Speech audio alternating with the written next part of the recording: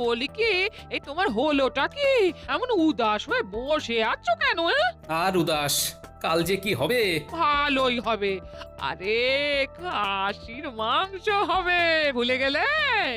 ওটা কালকে দিনের বেলায় রেধো না গিন্নি, ভালো করে রসিয়ে খেতে পারবো না বুঝলে। কেন শুনি? তুমি কোন আদারে বাদারে ঘুরে বেড়াবে যে তৃপ্তি করে খেতে পারবে না? ঠিকই বলেছো, আমায় কালকে ওই আদারে বাদারেই ঘুরতে হবে। মানে?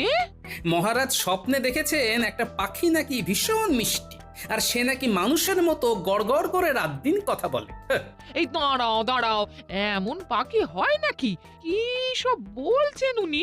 সে আর কে বোঝাবে মহারাজকে, তাই আমাকে দায়িত্ব দিয়েছেন অমন ধরনের পাখি খুঁজে আনার জন্য।